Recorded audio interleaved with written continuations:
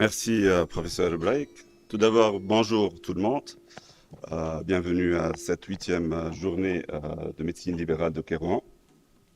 Aujourd'hui, donc, je vais parler d'une pathologie qui est assez fréquente et qui est malheureusement souvent mal prise en charge. Donc, on va commencer cette conférence par donner quelques chiffres.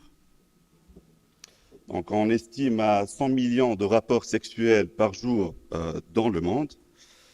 Avec 70% des couples ont une sexualité qui reste active à l'âge de 60 ans. Et on estime qu'un homme sur trois présente des troubles de l'érection à partir de l'âge de 50 ans. Mais avec ça, on retrouve que 22% de ces patients qui présentent une dysfonction érectile vont y consulter parce que c'est un sujet qui reste tabou. Et 17% de ces patients vont consulter un médecin généraliste et seulement 37% des patients qui ont consulté pour cette pathologie auront été traités et bien pris en charge. Donc, on retrouve ici un défaut d'information aussi bien des patients que des médecins. Donc, qu'est-ce que c'est la dysfonction érectile? Donc, c'est une pathologie qui reste très fréquente. Elle peut toucher les hommes à tout âge, surtout les personnes âgées, mais aussi bien les jeunes. Elle a des étiologies qui restent multifactorielles et on retrouve une difficulté aussi bien à diagnostiquer et à traiter. Elle est bien définie. La dysfonction érectile est définie comme l'incapacité permanente ou récidivante d'obtenir et ou de maintenir une érection suffisante pour permettre une activité sexuelle satisfaisante. Donc cette dysfonction érectile peut être légère, peut être modérée ou sévère. La persistance de troubles doit rester plus que 3 mois, sauf en cas de traumatisme ou bien de chirurgie, et on évite de plus en plus de parler d'impuissance, qui est un terme péjoratif, mais on préfère utiliser les termes dysfonction érectile ou bien insuffisance érectile ou dysérection. Pour l'épidémiologie, donc elle touche à peu près, selon les différentes séries, 10 à 30% des hommes adultes dans la plupart des études, avec une prévalence qui augmente nettement avec l'âge et l'âge qui représente un facteur de risque indépendant. Donc elle est souvent associée à des comorbidités et en chef de file, c'est le diabète et les maladies cardiovasculaires et récemment, donc, la dysfonction érectile est reconnue comme un marqueur de maladie endothéliale. Donc, la dysfonction érectile, c'est la maladie la plus fréquente de l'homme. En tout cas, elle est plus fréquente que l'HTA, diabète et le cancer réunis chez l'homme.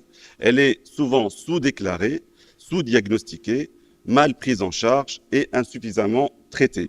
D'où on retrouve que c'est le premier marché des charlatans et le premier marché des contrefaçons des médicaments. On va commencer par parler des étiologies de la dysfonction érectile. Donc, la dysfonction érectile présente plusieurs étiologies, plusieurs groupes d'étiologies. On retrouve les étiologies d'origine psychogénique, les origines organiques, mais souvent, cette dysfonction érectile est d'origine mixte, qui associe une partie organique avec une partie psychogénique. Et c'est le type le plus fréquent. On va commencer par les étiologies psychogéniques. Donc, il existe plusieurs types. Donc, le type 1, c'est tout ce qui est lié à l'anxiété ou bien les angoisses de performance, et ça touche souvent les sujets jeunes.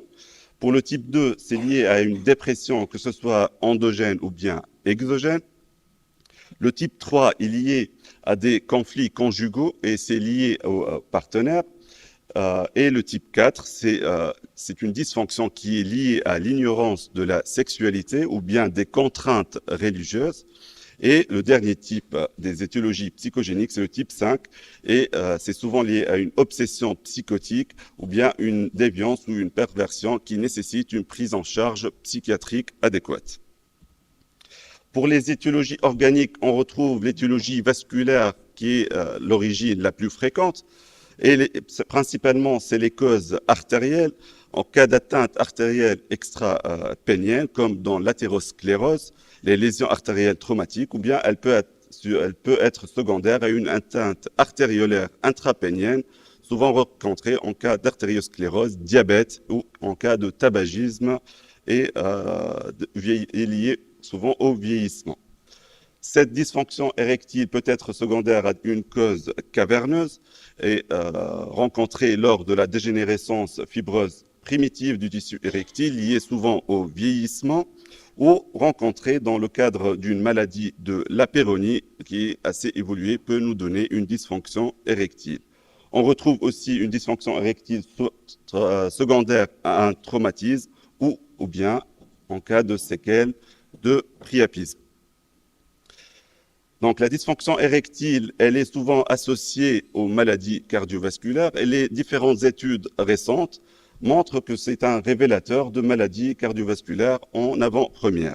Donc, on estime que 40% des patients asymptomatiques vont consulter pour dysfonction érectile en une coronaropathie infraclinique. Et deuxième chiffre, c'est 58% des cas de coronaropathie avaient été précédés d'une dysfonction érectile. Donc, les deux pathologies sont souvent liées.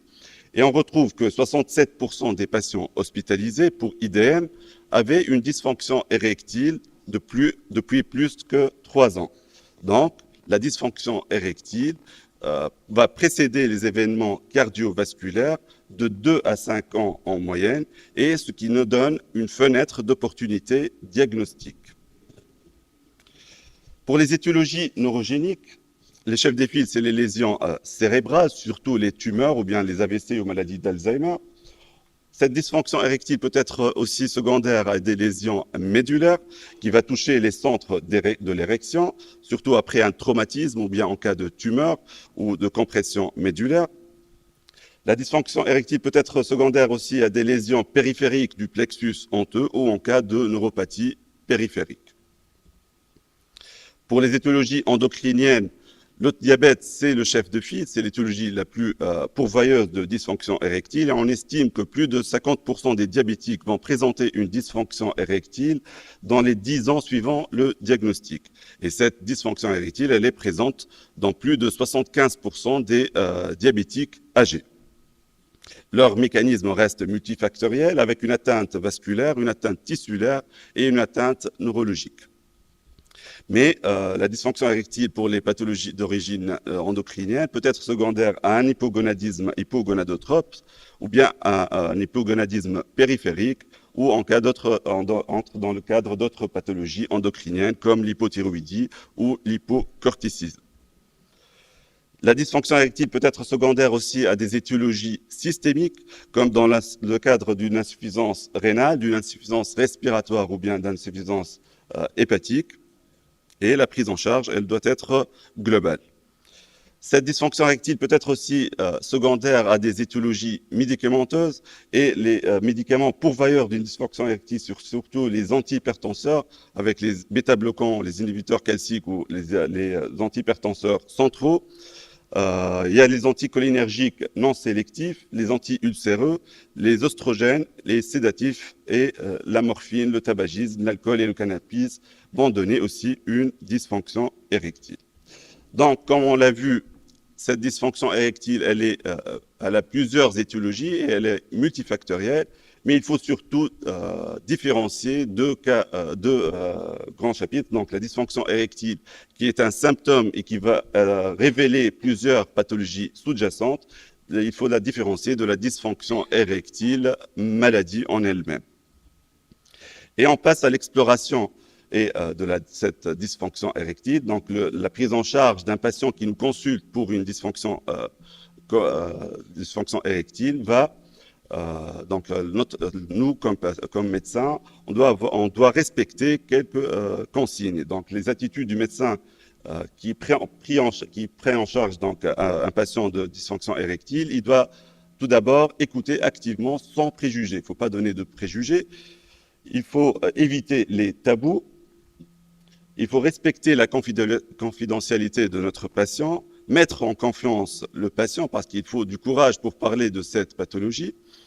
Et le médecin doit avoir un rôle prépondérant dans le dialogue entre patient et son médecin pour le succès de la prise en charge. Donc, on va commencer par un interrogatoire. cet interrogatoire va permettre le diagnostic dans 60% des cas. Il va évaluer tout d'abord l'histoire médicale, mais aussi l'histoire sexuelle et psychosociale de notre patient.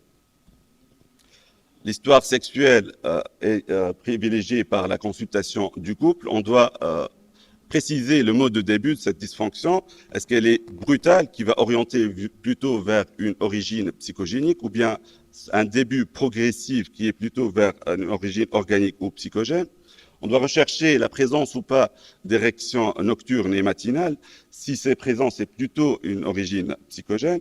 On doit évaluer la présence des désirs, des fantasmes et des orgasmes. On doit évaluer les troubles de l'éjaculation qui sont souvent associés et évaluer la fonction sexuelle du partenaire. L'histoire psychosociale, on doit évaluer le contexte professionnel, le contexte conjugal, les troubles anxieux associés, est-ce qu'il y a des troubles de l'humeur, la relation au sein du couple et l'évaluation du patient aussi bien que du couple. On peut s'aider lors de l'interrogatoire d'un questionnaire qui est validé, le questionnaire IEF5, qui est un autoquestionnaire qui est simple et rapide. C'est à faire remplir par le patient. Il comporte 5 items. Il va objectiver cette dysfonction érectile et donner la sévérité. Après un interrogatoire, on doit procéder à un examen physique. L'examen physique va rechercher des anomalies au niveau de la verge. On doit rechercher s'il existe des nodules fibreux qui témoignent de la présence d'une maladie de la péronie. On doit évaluer la taille de la verge et s'il y a ou non une courbure, et rechercher les signes surtout d'hypogonadisme par la palpation des testicules, la pilosité, et rechercher des troubles de l'humeur associés.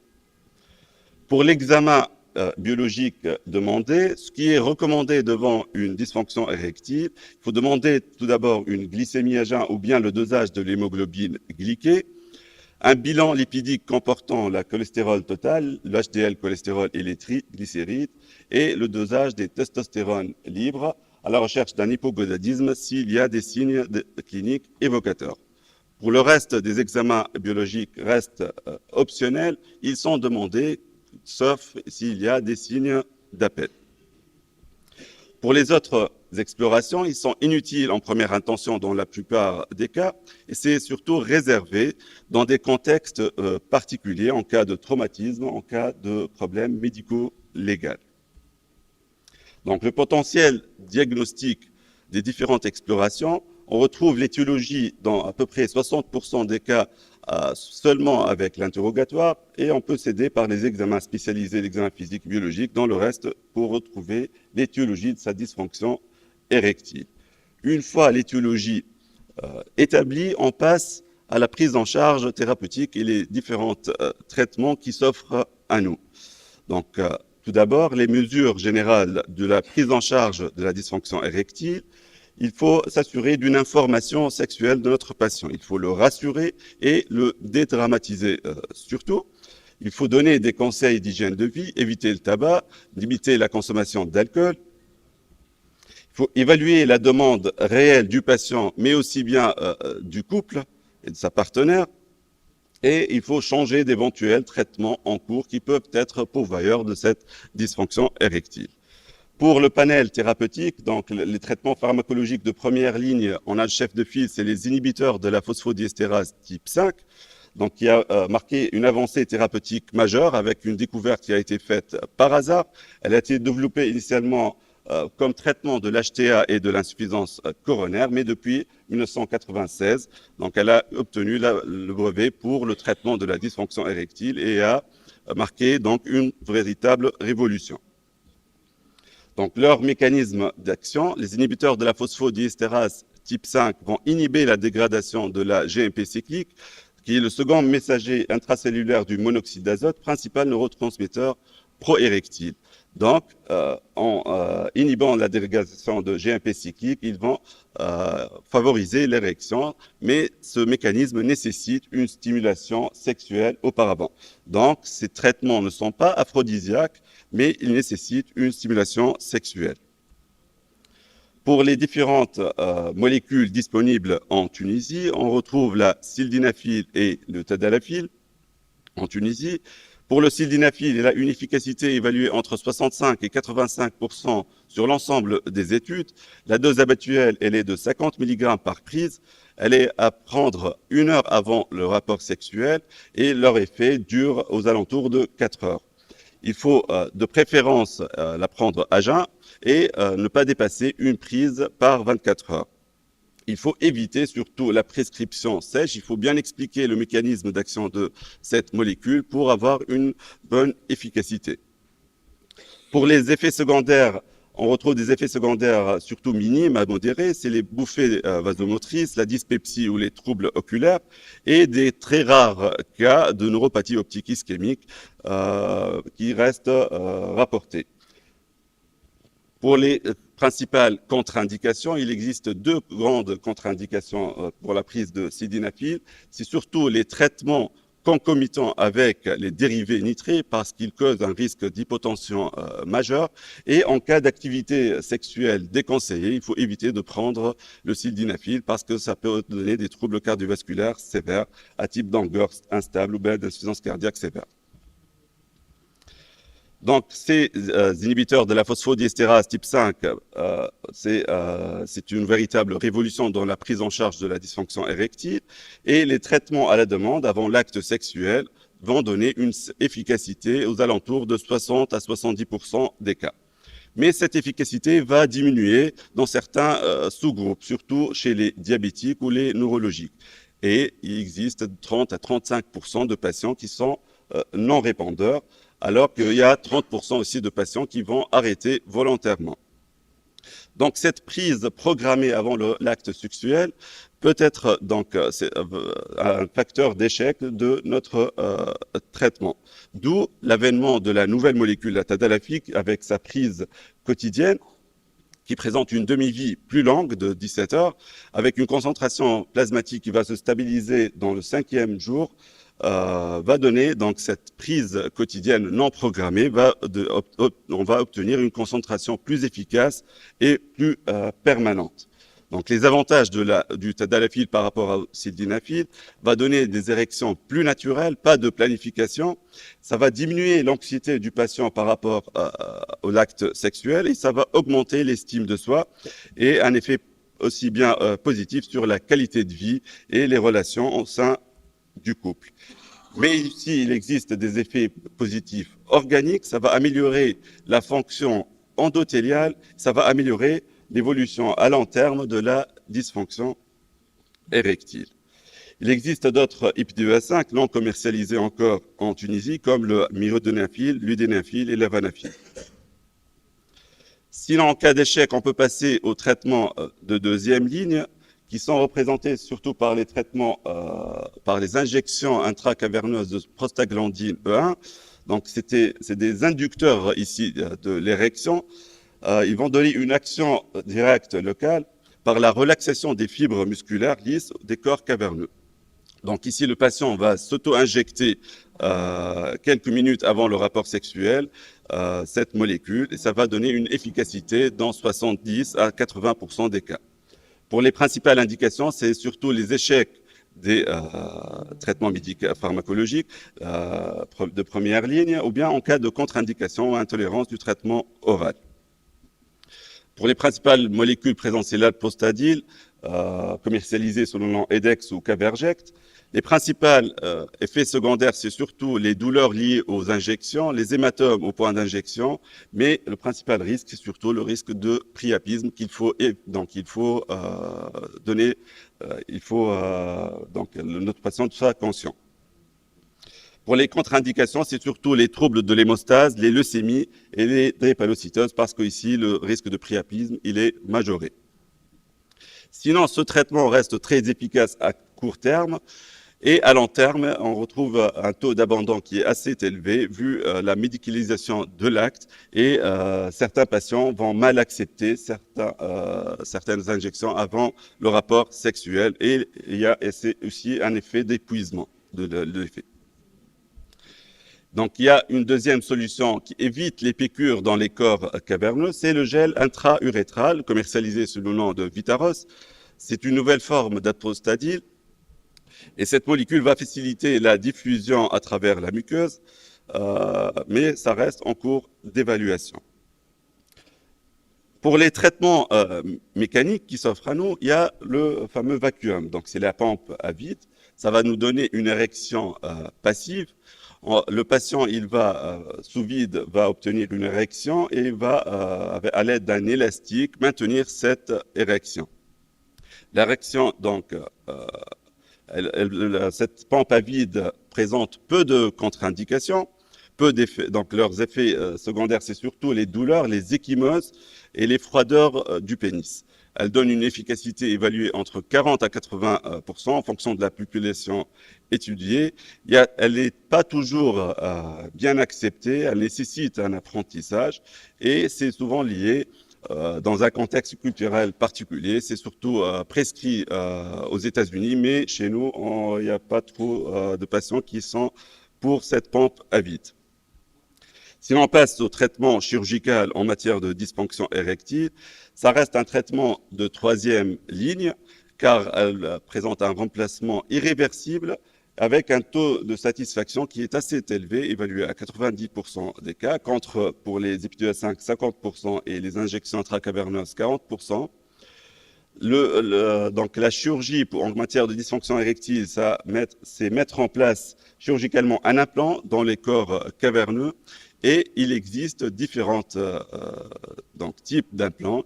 Il y a les implants semi-rigides et les implants gonflables où on place un réservoir au niveau suspubien et à l'aide d'une pompe, le patient peut avoir une érection mécanique. Donc la stratégie thérapeutique, on doit rester pragmatique. Tout d'abord, un interrogatoire avec examen clinique et quelques examens biologiques recommandés. En première ligne, on peut prescrire les épidules 5 avec des mesures générales, information du patient, hygiène de vie, plus ou moins un soutien psychologique avec changement de quelques médicaments, traitement des endocrinopathies. Si échec des inhibiteurs de la phosphodiesterase type 5, on peut prescrire les injections intracaverneuses ou bien s'il accepte le vacuum. Et en cas d'échec ou bien de complications, on peut proposer les prothèses péniennes. Je vais vous montrer maintenant les nouvelles thérapeutiques de la dysfonction érectile qui sont en cours d'évaluation. Et on va parler des thérapies régénératives. C'est surtout donc la médecine régénérative, c'est le domaine interdisciplinaire qui va se concentrer pour restaurer une fonction d'organe altérée. Et en matière de dysfonction érectile, on a trois grands groupes. C'est surtout les thérapies régénératives par onde de choc, par les injections intracaverneuses de PRP ou les injections de cellules souches.